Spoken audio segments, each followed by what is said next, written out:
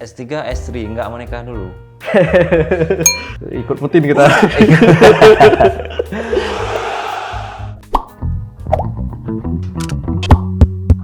Baru pulang, baru 2 minggu. Baru 2 minggu Pulang dari S2 di Azerbaijan. Azerbaijan. Dekat dengan Rusia. Rusia. Kalau nggak pulang kemarin kayaknya. Ya. Ikut Putin kita. Kun ambil apa konsep di master ya? Ya, dulu ambil S2 di MBA. MBA itu Master Business Administration di Azerbaijan, di Baku ya. Udah selesai? Udah selesai. Udah kuliah, selesai bulan 11 kemarin. Dari 2019. Kita pulang aja ntar, relax. Ya. Kemarin ketua apa? PPI Azerbaijan. PPI Azerbaijan, Persatuan Pelajar Di sana Indonesia. namanya P3IA, Persatuan Pelajar dan Pemuda. Pelajar Pemuda Indonesia di Azerbaijan. Udah selesai. Udah selesai. Selesai. Masih menjabat? Udah selesai jabatannya. Udah pulang. Nggak ada minta ini ya. Perpanjangan masa jabatan. S2-nya waktu awal motivasi S2 apa? Dulu kan ya saya memang mau banting setir dari konsentrasi S1. S1 kan dulu kuliah filsafat. Banting setir ke jurusan yang lain. Di UIN Araniri, Usuluddin. Mau banting setir ke jurusan yang lain. Ya, alhamdulillah dapat di Azerbaijan di konsentrasi. Beasiswa? Iya, pertama nggak ada beasiswa, cuma dapat beasiswa kampus. Setelah itu dapat beasiswa setelah sampai ke sana. Gitu kronologi ya. Kronologi cerita awal. Oke, tapi kan kalau sekarang kan agak susah orang mikirnya kalau S2 keluar agak susah. Yang pertama mungkin bahasa kan yang agak ini. Kun belajar bahasa di waktu kuliah S1? Di S1 enggak. Nggak. Di S1 total saya nggak bisa bahasa Inggris.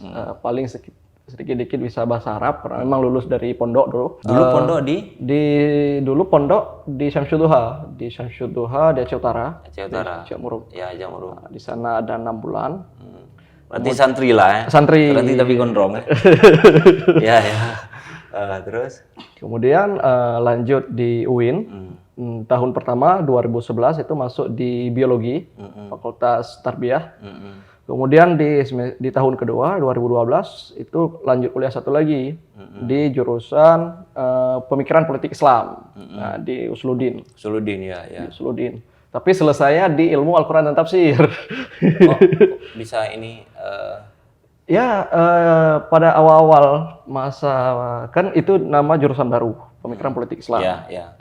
Di prodi ilmu akidah filsafat. Nah, entah kenapa bagaimana ceritanya di tahun 2014 jurusan tersebut tidak dapat akreditasi dari kampus. Jadi kami itu ditransfer bebas mau masuk ke mana asal di lingkungan Usuluddin. Bebas memilih ke prodi Bebas mana? memilih. Nah, saya memilih di ilmu hadis, UTH itu namanya dulu. Nah, sampai di hadis semester 7 jurusan tersebut berganti lagi namanya. Oke. Tidak ilmu hadis. Jadi Suruh pilih prodi lain lagi. nggak tetap di prodi tersebut, tapi nama diganti menjadi ilmu Al-Quran. Prodi ilmu Al-Quran dan Tafsir Oke. di Fakultas Usuluddin. Nah, wisuda 2016 dengan gelar yang sangat luar Kumlot biasa. berarti 2012, 2016, 4 tahun. Kumlot. 3 tahun setengah. 3 tahun setengah, 3 tahun kumlot. setengah. Ya, bukan kumlot sih, dipercepat. Oke. Terus Wisuda dengan gelar Sarjana Usuluddin, SUD. Cuma setahun dari Kementerian Agama, cuma ada setahun gelar itu, Sarjana Usuluddin. Nah, masa itu mungkin kalau di syariah SSY, kalau di adab SHUMI, unik-unik lah gelarnya. Makanya kami ini orang-orang terpilih mungkin ya. Iya. Nah, cuma setahun. Sekarang Limited edition. Oke. ya setelah itu kan nggak belajar bahasa Inggris sama sekali di kampus. Pun ada TOEFL ataupun TOEFL untuk lulus sidang itu kan hanya prasyarat, tetapi tidak dituntut untuk wajib berbicara. Nah, setelah itu selesai kampus, aktivitas di Banda Aceh, kerjalah apapun yang mungkin di sini kan. Kerja serabutan, kerja macam-macam. Aktivitas sama teman-teman di warung kopi, pindah warung kopi ke warung kopi. Dengan kegiatan tersebut kita kan Gosip, update fitnah macam lah orang. iya, gosip itu kan start. Iya. Pada akhirnya kita itu bingung, nggak tahu mau kemana lagi. Dengan kumpulan ide yang kita dapat di kampus tidak ada tempat untuk kita aktualisasikan. Jadi saya tanya teman-teman, senior-senior yang dulu sudah pernah ke Pari, ke Kampung Inggris. Pare di Kampung Inggris. Kampung Inggris Di Kampung Inggris Sulawesi di Kediri. Oh, Kediri, oke. Di Kediri. Oke, ya, ya. Disarankanlah untuk belajar bahasa Inggris di sana. 2017 itu, 17 akhir, Desember saya berangkat ke Pare. Sampai 2017, 2018 di Pare. Udah punya ini, maksudnya Kun udah punya basic percakapan bahasa Nol. Inggris? Nol, tidak punya sama sekali. Tidak tahu sama sekali. Oke. Ayem-ayem gitulah bahasa Inggrisnya. Ya, ayo yes no. Ya, jadi kan pergi ke Pare, belajar bahasa Inggris. Memang saya belajar sama anak-anak apa tuh SD, SMP, orang itu diantar sama orang tua sore hari kan, gabung sama orang itu untuk pengenalan huruf, pengenalan angka. Namanya belajar nggak ada batas Belajar usia. pertama, 1 bulan pertama seperti itu. Kemudian ya berlanjut pelan-pelan kita bahasa Acehnya itu beh Malay. Emang karena kita tertinggal, nggak tahu sama sekali. Pelan-pelan. Ya akhirnya ada sekitar 1 tahun, setahun lebih lah di Pari. Tapi setahun lebih yang fokus belajar sudah sekitar 8 atau 6 sampai 8 bulan.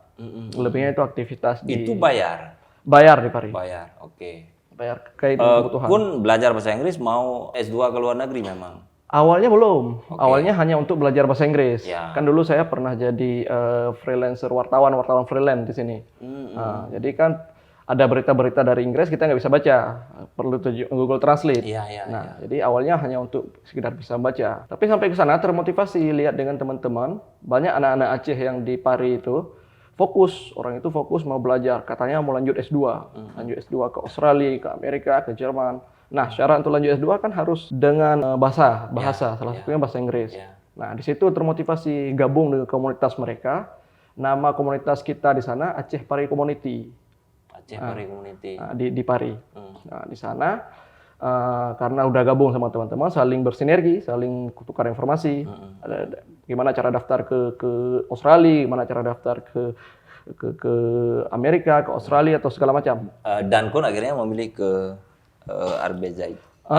Azerbaijan. Azerbaijan. Itu ceritanya gini, kan saya lulus S1 dengan gelar SUD. SUD, Sarjana Usuluddin. Jadi untuk kita daftar kuliah ke luar negeri, persyaratan yang diterapkan oleh pemerintah Indonesia ataupun lembaga-lembaga lain itu linearitas. Linearitas ijazah. S1. Ya, S1 misalnya ambil teknik, S2 harus teknik. Ya. S1 keagamaan berarti S2 keagamaan. Nah, kalau saya dulu S1 kan keagamaan. Ilmu Al-Qur'an dan tafsir.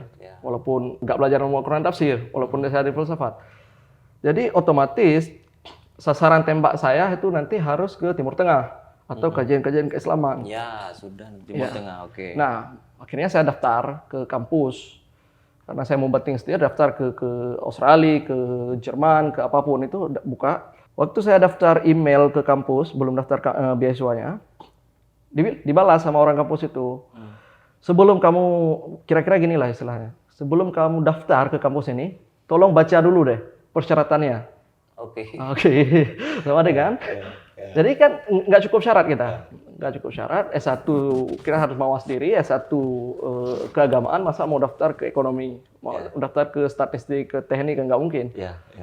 Akhirnya kita kan melihat, belajar dari situ. Belajar dari situ.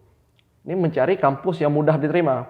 Oke. Mencari kampus yang mudah diterima, dan kampus itu terafiliasi dengan kampus-kampus di Eropa ataupun di luar. Nah, pada saat itu saya jumpa sama teman, tanya, gimana cara daftar kuliah kalau kita berbeda linearitas? Oh, bisa caranya. Kalau kamu ambil di jurusan yang background-nya kerja. Oh, background-nya kerja salah satunya MBA. Nah, di MBA itu kan syaratnya pengalaman kerja 7 tahun. Pengalaman kerja 7 tahun. Sedangkan kita lulus kuliah 1 tahun yang lalu. Secara logis tidak mungkin. Tidak punya pengalaman kerja. Tidak punya pengalaman kerja. Jadi karena kita ada pengalaman kerja di sini, apapun lah pengalaman kerja, walaupun serabutan, kita kumpul aja itu. Pernah jual somai, kita tulis, pernah jual ini, pernah diterima jual itu. Jadi itu. Nah, kita tulis dengan bahasa Inggris. Pernah deliver apa kan di perusahaan multinasional kan, perusahaan Gojek. Nah, seperti itu. Akhirnya dengan pengalaman kerja walaupun nggak sampai 7 tahun, saya daftar ke kampus, diterima. Diterima di kampus. Diterima di kampus. Pada saat itu saya daftar ke 4 kampus di 4 negara. Pertama saya daftar ke Rusia. Itu Kun sudah ada beasiswa, udah dapat Belum. beasiswa? Oh belum. Belum. Karena saya daftar kampus dulu. Beasiswa nanti kita cari. Oke. Nah, pertama daftar ke Rusia, daftar ke Rumania, daftar ke Azerbaijan, daftar satu lagi ke Iran. Nah, tapi pada akhirnya saya milih ini Azerbaijan belum ramai orang. Oke. Di situ ada kegiatan-kegiatan event internasional juga. Di situ Islam, kemudian di Azerbaijan juga unik. Nah, makanya Azerbaijan aja dah. Saya milih Azerbaijan ketimbang Kalau Inggris, Jerman udah rame lah. Ya, kalau Amerika, Jerman itu kan udah banyak. Otomatis informasi negara tersebut sudah banyak yang kita dapatkan. Sedangkan negara-negara ini kan belum. Tahu Azerbaijan sebelumnya? Tahu Azerbaijan itu dari Atletico Madrid, baju Atletico Madrid itu. Kan ada klub bola Atletico Madrid tertulis di bajunya Azerbaijan. Ya, 2013 itu. Nah, tahu di situ. Daftar diterima? Daftar diterima. Kampus memberikan beasiswa kuliah, biaya kuliah, tapi biaya hidup tidak ditanggung. Jadi kampus di beberapa negara tersebut memberikan biaya kuliah. Nah, di Rusia saya juga lulus, di Rumania lulus. Oh, Rusia lulus. Lulus. Rumania lulus. Lulus, di Iran juga lulus. Pernah kemudian Berarti dapat berapa? dari Empat negara lulus. 4 negara lulus. Kemudian di Oslo juga lulus, Oslo University, Norwegia. Oh, Norwegia. Oke. Norwegia pada akhirnya lulus juga. Kenapa memilih Azerbaijan? Ya, karena pertama nggak ramai orang Indonesia. Oke. Pertama nggak ramai orang Indonesia. Yang kedua ada event-event internasional di situ, F1 di situ, Euro 2020 kemarin di situ venue-nya salah satu. Kemudian cewek cantik-cantik dia. Gitu itu penting juga kalau kita lajang. Jadi motivasinya sebenarnya apa namanya ini? My study, my apa? My purpose. My study, my journey. Oke. Minimal kita kan ada pengalaman lain yang kita dapatkan di negara tersebut. Kemudian lulus kuliah, persiapan segala macam, belum ada beasiswa, nggak ada beasiswa tinggal, beasiswa hidup ya. Iya. Apalagi di Azerbaijan saya cek sebelum berangkat itu biaya hidupnya tinggi karena di sana makanya Cari informasi tentang kampusnya? Di internet. Oh, internet. Sampai ke sana kerja, tapi ke Azerbaijan pertama kerja, ada restoran Indonesia di sana, nama restorannya Raja Wali. Tunggu, Kun kan sebelum berangkat biaya tiket berangkat dari sini ke Jakarta, berangkat ke sana, urus visa segala macam. Itu biaya sendiri. Biaya sendiri. Uang Pertama dari biaya mana? sendiri. Ya, adalah dari support teman-teman, ada support keluarga, ada support yang membantu kita lah dulu. Itu teman-teman yang banyak mau support tuh ucapkan terima kasih. Udah membantu dulu. Singkat cerita berangkatlah ke sana dengan segala macam dinamika. Dulu ada juga tanya-tanya beasiswa, gimana nih beasiswa berangkat, beasiswa tempat tinggal, biaya hidup. Tanya ke pemerintah, tanya ke swasta, nggak ada yang merespon. Yang memfasilitasi soal itu. Karena niat udah bulat, kan kata Soekarno di Simpang Tugu itu, tekad bulat melahirkan perbuatan yang nyata.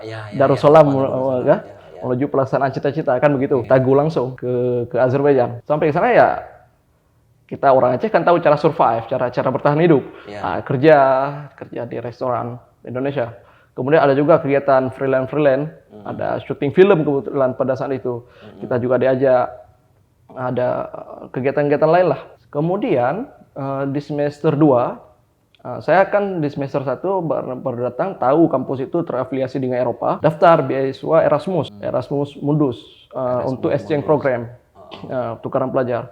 Saya daftar ke Spanyol. Alhamdulillah lulus di semester 2. Lulus di semester kedua, ditanggung biaya berangkat, ditanggung biaya semua lah. Nah, sudah urus visa, urus segala macam itu, tiba-tiba pandemi. Pandemi kan nggak bisa berangkat. Jadi kuliah itu dilaksanakan secara online. Tapi saya tetap kuliah di sana. Selama 6 bulan, kampus di Universidad di Barcelona. Cuma dilaksanakan secara online karena nggak mungkin kan berangkat. Selesai itu? Ya, karena 6 bulan cuma program pertukaran. Kemudian kemudian kuliah lagi di Azerbaijan karena selama 1 semester lagi, 2 semester. Kemudian alhamdulillah lulus tesis, lulus bulan berapa? Bulan 7 kemarin. Sekitar setahun 8 bulan. Setahun 8 bulan. Bisa kumulor juga. Saya S2 juga tapi 5 tahun. Pasca sarjana jadi paksa sarjana jadi. produk lokal lah, kalaupun Ya. mungkin produk internasional. SPP-nya itu kan beasiswa, jadi semua ditanggung sama pihak kampus. Kampus. Enggak coba urus yang kan di dalam negeri juga ada beasiswa yang LPDP itu. Ya, masa itu kan LPDP difokuskan ke kampus-kampus Yang sudah mainstream, kampus-kampus yang 200 besar dunia, 300 besar dunia. Jadi untuk negara-negara yang paling banyak itu kan kampus Amerika, Australia, Jerman, Rusia pun cuma satu kampus kalau untuk LPDP. Nah, Lusmanov University kalau nggak salah. Ya nggak ada untuk negara-negara Azerbaijan, Kazakhstan itu nggak ada dari LPDP. Jadinya itu ya udah karena ngambil LPDP dapat beasiswa dari kampus. Dapat beasiswa dari kampus. Kemudian kita pun gini, pun teman-teman mau kuliah ke luar negeri, apapun itu, jangan takut dulu. Misalnya kita nggak bisa hidup di sana tanpa beasiswa. Itu kadang-kala framing yang salah. Orang kan dulu banyak guru-guru kita itu kan sekolah di Malaysia, di Thailand, di Brunei Darussalam, cuma dapat malah nggak dapat beasiswa, bisa bertahan. Sekarang udah jadi profesor, udah jadi doktor sekarang di sini. Jadi kenapa kita nggak mengikuti jejak mereka? Nah, saya sangat termotivasi dengan almarhum Prof. Parit dulu mengatakan beliau sampai nyuci piring di Malaysia. Kita generasi muda ini kenapa terlalu manja dengan hal yang seperti itu? Mungkin juga harus meniru daripada orang-orang tua kita kan. Di Azerbaijan itu mayoritasnya Islam. Ya, Muslim secara mayoritas. Saya berarti Muslim. Berapa ininya? Apa namanya? Penduduk? Secara kalau penduduknya sekitar 10 juta. Di Azerbaijan penduduknya 10 juta. Secara mayoritas Muslim. Tapi dalam pelaksanaan ibadat itu tidak sama sekali mencirikan Muslim. Mungkin karena pengaruh budaya. Waktu sampai ke sana nggak apa istilah kalau orang kultur shock ya? Apa istilah? Culture shock. Sempat mengalami itu. Iya, terasa pasti. Karena kita di sini kan biasa apa juga belangong. Tapi di sana kan nggak ada hal-hal seperti itu. Nah, nggak ada makan kari, nggak ada makanan-makanan yang berkuah. Culture shock. Beras pun jarang di sana. Pas sampai sana turun bandara ada yang jemput? Ya, pas turun Survive bandara survive sendiri, turun sendiri, berangkat. Kita kan udah riset ini arah ke kampus mana, tinggal naik taksi aja. Tunggu, mereka tahu tanya nggak Kun ya bilang misalnya dari Aceh, mereka tahu Aceh? Orang Azer ya? Orang Azer ya? Enggak. Enggak. Orang Azer pun di Indonesia pun kurang. Sampai saya pertama ke sana, katanya Japon, bukan saya Indonesia. Ya. Karena mungkin dari orang Jepang. Itulah sekelumit kisah di proses kuliah ke Azerbaijan ya. Kendala ini nggak misalnya Kun kan kalau kita misalnya ini satunya dengan budaya belajarnya di kita kan nggak begitu apa namanya ya. Mungkin kalau pas begitu sampai di sana kan saya kalau pikiran saya tuh berarti apa namanya ya, orang-orang kuliah keluar itu memang orang-orang hebat, orang-orang pintar. Tidak. Ya, rajin belajar, baca buku, riset di lab, di pusaka nggak ada keluar-keluar misalnya gitu. Enggak juga, karena orang kuliah di luar dan Indonesia itu sama sebenarnya. Malah lebih banyak orang cerdas di kuliah di Indonesia. Nah, tidak kita nafikan itu kan. Kun di sana kuliah aja, maksudnya nggak ada. Ya, yang tadi misalnya kan udah sampai ke itu nonton-nonton. Itu kan kegiatan di luar kuliahan. Kuliah tetap, aktivitas di organisasi kita ada. Kemudian ada kegiatan sampingan juga kerja, ya, jalan-jalan juga jangan ditinggalkan kan? Iya. Tidak berkutat di dunia buku saja, karena kalau saya filterkan, kuliah di luar negeri itu cuma 2 sih kelebihannya. Oke. Nggak lebih hal lain. Pertama pengalaman, yang kedua bahasa. Kalau sudut pandang ilmu itu mungkin orang yang kuliah di Indonesia lebih aktual. Kan, risetnya apa yang mau kita kerjakan di tesisnya kan itu berpengaruh juga. Proposal. Waktu itu pun apa ininya? Saya dulu kan karena saya daftar di MBA fokus di tourism. Jadi research saya itu bagaimana meningkatkan investasi terkait dengan pariwisata halal di Aceh. Oke. Itu tawaran proposal saya. Nah, kemudian sampai ke sana karena nilai saya bagus, ditawarin sama kampus, ini kamu mau tulis tesis atau enggak? Saya enggak tulis, bilang. Oh, tidak ada tesis berarti? Ya, ada pilihan kalau MBA. Ada tesis, ada non-tesis. Nah, kalau non tesis itu? Kalau non-tesis berarti tambah magang. Tambah magang, karena MBA, magang di kampus, di perusahaan kampus. Dan tambah mata kuliah 1. Pada hasilnya kan tetap 16 mata kuliah. Kalau biasa kan mata kuliah S2 14 atau 15. Nah, karena saya nilai lumayan agak bagus sedikit, jadi nggak ambil tesis. Nah, tapi proposal S2 saya itu masih berlaku, saya mau apply untuk S3. Oh ini rencana mau apply S3? Nah, insya Allah. Lanjut berarti Saya udah daftar ini ke Universidad di Barcelona, 1, kemudian 1 lagi University di Florence, di Italia. 1 lagi satu di Barcelona, 1 di Italia. Siapa lolos nanti? Lihat. S3, S3, nggak menikah dulu?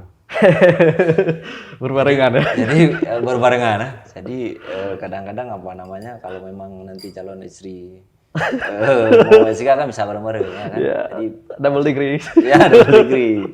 Jadi S2 jadi, keluarga juga ini jadi kan? Yeah. Menarik pun, mungkin punya pengalaman ini nggak? Pengalaman unik selama di sana, atau hal yang aneh-aneh apa gitu, hilang dompet misalnya kan? Atau banyak sih pengalaman, karena mungkin saking banyaknya ya kita lupa. Tapi yang paling terasa 1, orang Azer itu kan etnis Turk. Kemudian mereka juga ditempa dengan budaya Rusia. mereka Azerbaijan batasan dengan Rusia, Dekat. Azerbaijan dengan Rusia sih tetangga. Tetangga. Tetangga. Azerbaijan tetangga dengan Rusia, tetangga dengan Iran. Kemudian tetangga jauh dengan Turki. Secara etnik mereka Turk. Tapi kan karena budaya sudah budaya Rusia. Jadi pengalaman uniknya begini. Kalau kita di Indonesia ataupun di Aceh berjumpa dengan orang, bertatap-tatapan wajah, otomatis kan saling senyum. Senyum ataupun menganggukkan wajah. Kalau di sana enggak? Kalau di sana karakter orang Rusia ataupun orang-orang Kaukasus ya, kayak wajah Putin ya, datar. Orang. Jadi wajahnya datar tanpa ekspresi apapun. Malah kalau kita senyum kepada mereka itu mengganggu. Mengganggu seakan-akan kita naksir, kita lirik. Apalagi sama cowok kan berbahaya. Oke. Pernah Ya, sekali saya seperti itu karena pertama datang ke Azerbaijan, pada jumpa orang itu kan nantinya apa nih, sok kenal ya. Risih. Itu culture shock yang membedakan kita di Indonesia dengan di luar. Jika video ini bermanfaat untuk Anda, silakan subscribe, like, dan nyalakan loncengnya.